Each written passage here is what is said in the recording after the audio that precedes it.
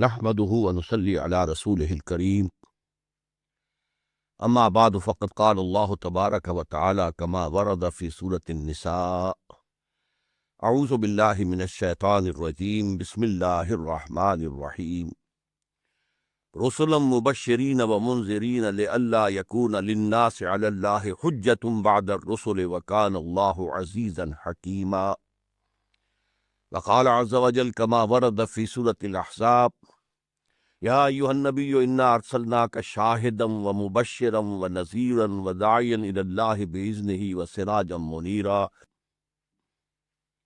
وقال عز وجل كما ورد في سورة الحديد لقد أرسلنا رسلنا بالبينات وأنزلنا معهم الكتاب والميزان ليقوم الناس بالقسط وقال الله جل وعلا كما ورد 3 مرات في القرآن هو الذي أرسل رسوله بالهدى ودين الحق ليظهره على الدين كله ولو كره المشركون صدق الله العظيم رب اشرح لي صدري ويسر لي أمري واحلل عقدة من لساني يفقهوا قولي اللهم ربنا ألهمنا رشدنا وأعذنا من شرور أنفسنا اللهم أرنا الحق حقا وارزقنا اتباعه وأرنا الباطل باطلا وارزقنا اجتنابه آمین یا رب العالمین۔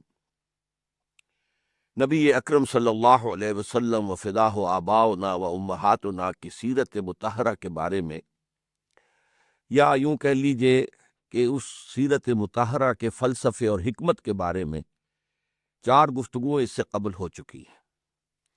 پہلی گفتگو کا لب لباب کہ حضور کی اصل عظمت تکمیل نبوت و رسالت پر مبنی ہے۔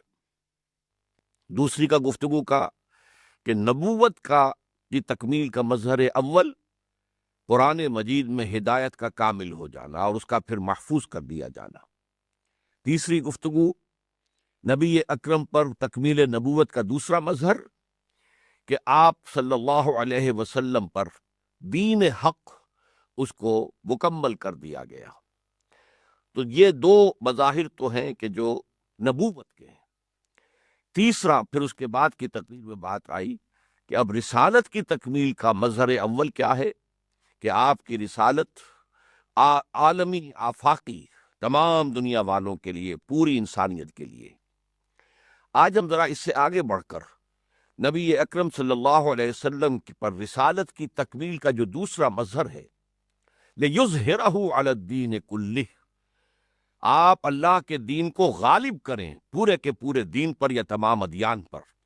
آج اس کے بارے میں گفتگو ہوگی، لیکن اس کے لیے تمہیداً مجھے آپ کو بتانا ہوگا کہ ہمارے عقائد میں 3 بنیادی عقائد ہیں: ایمان باللہ یا توحید، ایمان بالآخرہ یا ایمان بالقیامہ یا ایمان بالمعاد، اور تیسرے ایمان بالرسالت، نبوت و رسالت۔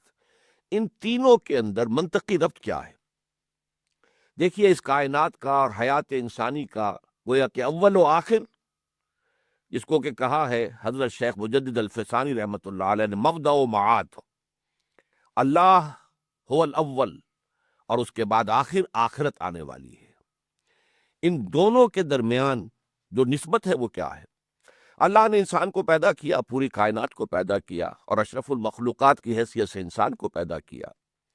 اس کی زندگی کو اس نے چند حصوں میں تقسیم کیا۔ ایک زندگی وہ ہے جو اس دنیا میں گزارتا ہے اس بدن کے ساتھ، یہ دار الامتحان ہے۔ یہ اللہ تعالیٰ انسان کو آزما رہا ہے۔ خلق الموت والحیات لیبلوکم ایکم احسن عملا، کون تم میں سے اچھے اعمال کرتا ہے یہ دیکھنے کے لیے۔ اب نے تمہیں آزادی دی ہے، ہاتھ پاؤں دیے ہیں، بھاگ دوڑ کرو، پھر پتہ چل جائے گا ہوز ہو، کون کتنے پانی میں ہے۔ اور پھر یہ کہ یہ جو بھی صورتحال ہے اس کا نتیجہ نکلے گا یوم القیامت کو، کون کامیاب کون ناکام۔ اور اس کے بعد آخرت کی زندگی جو شروع ہو جائے گی، کامیاب لوگوں کے لیے روح و روحان و جنت و نعیم، اور جو لوگ ناکام ہو جائیں گے تو ان کے لیے جہنم ہے۔ جیسا کہ میں نے خطبہ آپ کو سنایا تھا حضور کا، وَإِنَّهَا لَجَنَّةُ الْأَبَدَ أَوْ لَنَارُ الْأَبَدَ۔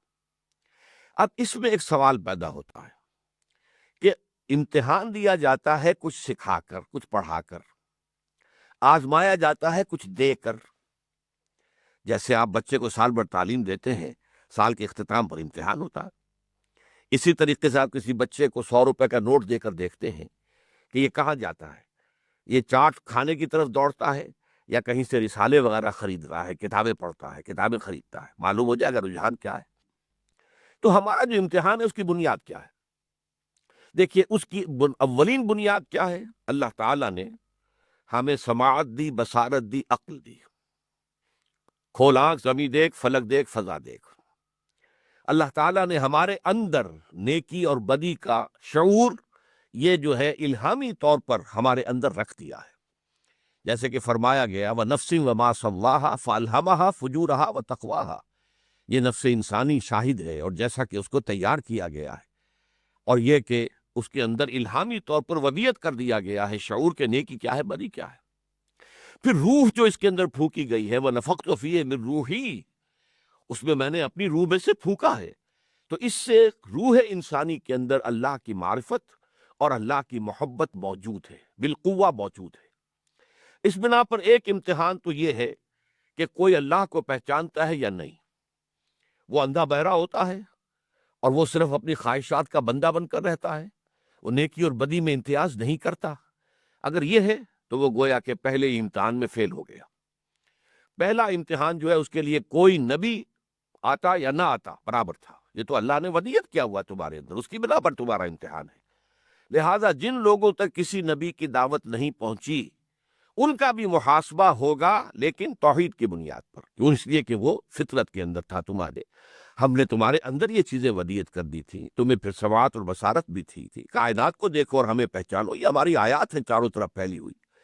البتہ اس سے آگے پھر جب احکام آئے، یہ کرو یہ نہ کرو، یہ حلال ہے یہ حرام ہے، یہ جائز ہے یہ ناجائز ہے، یہ فرض ہے یہ ممنوع ہے، اب یہاں پر سوال پیدا ہوا کہ اگر یہ بات لوگوں تک پہنچائی نہ جائے تو پھر محاسبہ کس بات کا؟ اگر تو لوگوں کو یہ بات بتا دی جائے، اصل میں یہ چیزیں جو ہے فطرت کے اندر نہیں ہے پورے طور پر، اس کے لیے تو ظاہر بات ہے انسان محتاج ہے، ہدایت کا محتاج ہے۔ اسی لیے جب چارج دیا گیا حضرت آدم علیہ السلام کو دنیا کا، تو فرما دیا گیا، یہ چارٹر تھا جو دیا گیا ہے خلافت عرضی کے لیے، اما یاتینکم منی ھدی فمن تبع ھدایا فلا خوف علیہم ولا ھم یحزنون، جب بھی تمہارے پاس کوئی ہدایت میری طرف سے آئے گی تو جو کوئی اس ہدایت کی پیروی کرے گا تو اس کے لیے نہ خوف ہوگا نہ حزن۔ والذین کفروا وکذبوا بآیاتنا اولئک اصحاب النار هم فیہا خالدون، لیکن جو لوگ کفر کریں گے، انکار کریں گے، ہماری آیات کو جھٹلائیں گے، وہ جہنمی ہوں گے، اس میں ہمیشہ ہمیشہ رہیں گے۔ تو یہاں پر اصل میں ضرورت پیش آئی کہ اللہ تعالیٰ اس کے بارے میں نبیوں کے ذریعے سے وہ ہدایت بھیجتا تھا، اور نبیوں کے ذمے یہ ہوتا تھا کہ وہ اس ہدایات کو یا ہدایت کو لوگوں تک پہنچا دے، اور اس کو قولاً بھی پہنچائے، عملاً بھی پہنچائے، یعنی جو کچھ دعوت دے رہے ہیں زبان سے اس کا نمونہ اپنے عمل میں بھی پیش کرے، اس لیے کہ شہادت قولی، شہادت عملی، یہ دونوں ہوں گے تو شہادت کا پورا جو ہے حق ادا ہوگا۔ اس بات کو قرآن مجید میں بیان کیا گیا، چنانچہ میں نے سب سے پہلے آپ کو آج سورہ نساء کی ایک آیت کا ٹکڑا سنایا ہے۔ یہ مقام ایسا ہے، بڑا حسین مقام ہے، بہت سے انبیاء اور رسول کا تذکرہ کیا گیا ہے، ایک بڑا حسین گلدستہ انبیاء اور رسول کے ناموں کا ہمیں وہاں ملتا ہے۔ اس کے بعد اللہ فرماتے ہیں رسلا مبشرین و منذرین، یہ وہ رسول تھے جنہیں ہم نے بھیجا مبشر اور نذیر بنا کر، لئلا یکون للناس علی اللہ حجۃ بعد الرسل، تاکہ رسولوں کی آمد کے بعد لوگوں کے پاس کوئی حجت نہ رہ جائے اللہ کے محاسبہ اخروی کے مقابلے میں۔ وکان اللہ عزیزا حکیما، اللہ عزیز ہے، زبردست ہے، جیسے چاہے امتحان لے، لیکن وہ حکیم بھی تو ہے، اس نے اپنے امتحان کا ایک نظام بنایا ہے۔ نبی آتے تھے، یہ حلال ہے، یہ حرام ہے، یہ مت کھاؤ، یہ کھاؤ، یہ ناجائز ہے، یہ جائز ہے، زنا ناجائز ہے، نکاح کرو، اور تم اپنا جو ہے طبعی تقاضا پورا کرو۔ تو اس تمام کو جب وہ پہنچا دیتے تھے، اگر نہ پہنچایا ہوتا تو لوگوں کے لیے قیامت کے دن ایک موقع ہوتا ہے، اللہ ہمیں تو معلوم نہیں تھا، ہمیں تو بتایا نہیں گیا کہ یہ شے حرام ہے، یہ حلال ہے، یہ جائز ہے، یہ ناجائز ہے، یہ فرض ہے تم پر، اور یہ چیزیں جو ہے تمہارے لیے ممنوع ہیں، ہمیں تو نہیں بتایا گیا۔ تو یہ حجت ایسی ہوتی، اگرچہ دنیا کی عدالتوں میں تو ہم یہ کہتے ہیں کہ ignorance of law is no excuse, کوئی شخص یہ نہیں کہہ سکتا مجرم جی مجھے تو قانون معلوم نہیں، بھائی معلوم تھا یا نہیں تھا، تم نے قانون توڑا ہے، اب تمہیں سزا ملے گی۔ لیکن اللہ کے ہاں یہ بات نہیں ہے، اگنورینس جو ہے وہ ایک ایکسکیوز بنے گی، اے اللہ ہمیں تو پہنچائی نہیں گئی بات، ہمیں تو نہیں بتائی گئی، تو ہمارا محاسبہ کس بنیاد پر؟ لہٰذا نبی اس دعوت کو پہنچاتے تھے اور اپنے عمل کر کے اپنی زندگی میں دکھاتے تھے، تاکہ لوگوں کے پاس کوئی عذر باقی نہ رہ جائے قیامت کے دن کہ اللہ ہمیں پتہ نہیں تھا، ہمیں بتایا نہیں گیا تھا۔ اچھا، جو لوگ ان میں سے مان لیتے تھے اور صحیح عمل کرتے تھے ان کو بشارت دیتے تھے تمہارے لیے جنت ہوگی آخرت میں۔ جو لوگ انکار کرتے تھے، اڑ جاتے تھے اپنے کفر پر، تکذیب کرتے تھے انبیاء کی اور ان کی لائی ہوئی تعلیمات کی، ان کے لیے وہ نذیر بن کر آتے تھے، خبردار کرنے والے، دیکھو موت کے بعد تمہارا ٹھکانہ جہنم ہوگی۔ تو یہ بشارت اور انذار اور دعوت، یہ نبوت کا اولین مقصد ہے۔ اس کے لیے دو اصطلاحات آپ سامنے لے آئیں۔ اتمام حجت، نبی نے بات پہنچائی اور جس کا حق تھا ادا کر دیا پہنچانے کا، اور اس کا اپنا عمل بھی پیش کر دیا، ثابت کر دیا، تو گویا کہ حجت قائم ہو گئی ان پر آخری درجے میں۔ دوسری اصطلاح قطع عذر، کہ لوگوں کی طرف سے عذر ختم ہو جائے، وہ یہ جیسے میں نے کہا کہ وہ یہ نہ کہہ سکے، پلیڈ نہ کر سکے اگنورنس کہ ہمیں تو معلوم نہیں تھا، تو ان کی اس عذر کو ختم کرنے کے لیے اتمام حجت کے لیے نبی آئے، قطع عذر کے لیے نبی اور رسول بھیجے گئے۔ یہ ہے نبوت کا بنیادی مقصد۔ چنانچہ نبی اکرم صلی اللہ علیہ وسلم کی بعثت کے ضمن میں بھی یہ بنیادی مقصد جو ہے نبوت و رسالت کا وہ موجود ہے۔ میں نے آپ کو سورہ احزاب کی آیت سنائی، یا ایھا النبی انا ارسلناک شاہدا ومبشرا ونذیرا وداعیا الی اللہ باذنہ وسراجا منیرا۔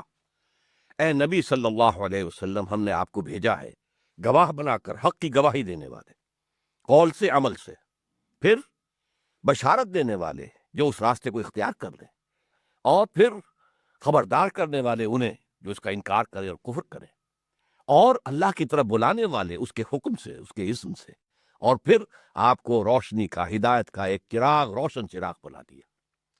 یہ حیثیتیں وہ ہیں کہ جو تمام انبیاء میں اور حضور میں مشترک ہیں۔ تمام انبیاء نذیر بھی تھے، بشیر بھی تھے، داعی اللہ بھی تھے، اپنی اپنی جگہ پر ہدایت کا چراغ بھی تھے، لیکن ان حیثیتوں میں بھی حضور کی ایک تکمیلی شان ہے، ان تمام حیثیتوں میں بھی آپ کی ایک اتمامی کیفیت ہے۔ لیکن وہ بات جو خاص آپ کے اوپر کی گئی وہ ہے کہ یہ جو نظام زندگی تھا اب یہ ظلم کا اوپر استوار ہو چکا ہے، ایکسپلائٹیشن ہے۔ بادشاہ بیٹھے ہوئے عیش کر رہے ہیں محلوں کے اندر، مخملی گدوں کے اوپر، اور ان کے لیے ساری جو محنت ہے، کسان کر رہا ہے کھیت کے اندر، محنت خون پسینہ، اس کا عیش کرتا ہے جاگیردار اور بادشاہ۔ اسی طریقے سے کام کر رہا ہے، کوئی لوہار کام کر رہا ہے، کوئی ترخان ہے، کوئی کپڑا بن رہا ہے، ان پر ٹیکس لگا ہے، ٹیکس دو، اور اس ٹیکس سے جو ہے وہ جاگیرداروں کی بھی حویلیاں بنیں گی اور بادشاہ کے محل بنیں گے، اور بادشاہ جو ہے وہاں پر اپنی فوج بھی اسی ٹیکس سے اٹھائے گا، بڑھائے گا، انہیں منظم کر کے کھڑا کرے گا کہ اگر کہیں کوئی بغاوت کرے، کوئی کلمہ بغاوت کرے تو اس کا سر کچل دیا جائے۔ یہ نظام جب ظلم کا آ گیا ہے تو اب اے محمد صلی اللہ علیہ وسلم، جو آپ کو دین حق دیا گیا ہے، یہ نظام عدل ہے، یہ نظام اعتدال ہے، یہ نظام توازن ہے، یہ انصاف پر مبنی نظام ہے، اس نظام کو قائم کر کے دکھائیے تاکہ حجت قائم ہو سکے۔ اگر یہ نظام آپ صرف کتاب میں لکھا ہوا پیش کر دیں گے تو ظاہر بات ہے کہ وہ حجت نہیں بنے گی۔ جیسے انفرادی سطح پر جس بات کی آپ دعوت دے رہے ہیں، نماز پڑھو تو آپ نماز پڑھ کے دکھائیں، روزہ رکھو تو آپ روزہ رکھ کر دکھائیں، جہاد کرو تو آپ جہاد کے اندر خود آگے سے آگے۔ اسی طریقے سے جب آپ پر دین حق مکمل ہو گیا، کامل نظام جو مبنی بر عدل و انصاف ہے، جو معتدل ہے، جو متوازن ہے، جس میں تمام کے حقوق معین کر دیے گئے، اس نظام کو قائم کر کے دکھائیے، غالب کر کے دکھائیے۔ یہ ہے وہ مشن جو محمد الرسول اللہ صلی اللہ علیہ وسلم کا تکمیلی مشن ہے۔ چنانچہ اس ضمن میں میں نے ایک تو آپ کو سورہ حدید کی آیت نمبر 25 سنائی ہے۔ ارشاد ہوتا ہے، لقد ارسلنا رسلنا بالبینات وانزلنا معهم الکتاب والمیزان لیقوم الناس بالقسط۔ ہم ہی نے بھیجے اپنے رسول صلی اللہ علیہ وسلم اور علیہم الصلاۃ والسلام، ان سب کو ہم نے بھیجا۔ ان کو کیا کچھ دیا؟ بینات۔ بینات کہتے ہیں بالکل روشن، مبرہن، از خود واضح چیز کو کہتے ہیں۔ بین سی بات ہے، بھائی کیا ہو گیا، تمہاری سمجھ میں کیوں نہیں آ رہی؟ بین سی بات، یہ بالکل واضح۔ تو بینات سے مراد وہ تعلیمات بھی ہیں جو وہ ایمان کے ضمن میں لائے، جو فطرت انسانی میں پہلے سے موجود ہیں، اور دوسری طرف وہ معجزات بھی ہیں جو انبیاء اور رسولوں کو دیے گئے ثبوت کے لیے کہ یہ اللہ کی طرف سے فرستادہ ہے، بھیجے گئے۔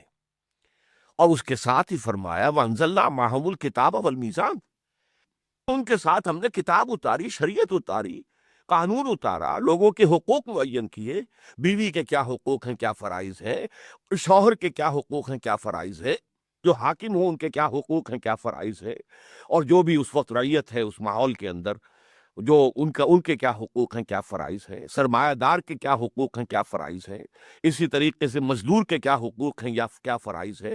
ہم نے ایک نظام دیا ہے اور ترازو دیے ہے، اس میں تولو، جو جس کا حق ہے اس کو عطا کرو، اور اگر کسی نے کسی اور کا حق غصب کیا ہے تو اسے چھینو۔ چنانچہ یہی بات کہی تھی حضرت ابو بکر رضی اللہ تعالیٰ عنہ نے جب بیعت خلافت ان کے ہاتھ پر ہو گئی، تو جو خطبہ انہوں نے ارشاد فرمایا تھا، بڑے پیارے الفاظ اس میں تھے، تم میں سے جو قوی ہے وہ میرے نزدیک ضعیف رہے گا جب تک کہ اس سے حق وصول نہ کر دوں، اور تم میں سے جو ضعیف ہے وہ میرے نزدیک قوی ہوگا جب تک کہ اسے اس کا حق دلوا نہ دوں۔ تو فرمایا یہ ہم نے سب کچھ کس لیے کیا؟ نبی کیوں بھیجے، رسول کیوں بھیجے، رسولوں کو معجزے کیوں دیے، انہیں کتاب اور شریعت کیوں دی، میزان کیوں اتاری؟ مقصد کیا ہے؟ لِيَقُومَ النَّاسُ بِالْقِسْطِ، لوگ عدل پر قائم ہوں، جو جس کا حق ہے اسے ملے، باپ مرے تو بیٹوں کا جو حصہ ہے، بیٹیوں کا جو حصہ ہے، بیوہ کا جو حصہ اس کو دیا جائے۔ یہ سارے حقوق اور فرائض ہم نے معین کر دیے تاکہ لوگ عدل پر قائم ہوں۔ اچھا، جیسا کہ میں نے عرض کیا، سوشل ایولیوشن میں یہ نظام ابھی رفتہ رفتہ بڑھ رہا تھا۔ ابھی وہ نظام، جب غاروں میں ہم تھے تو کوئی نظام تھا ہی نہیں، پھر قبائلی نظام ہوا، مختصر سا نظام، پھر سٹی اسٹیٹس آئیں، اور پھر اس کے بعد امپائرز قائم ہوئی، تو نظام، ایک محکم نظام جس میں انسان جکڑا گیا بری طریقے سے۔ تو اس کے علاج کے طور پر اللہ تعالیٰ نے دین حق کو کامل کر کے محمد الرسول اللہ پر اتار دیا صلی اللہ علیہ وسلم۔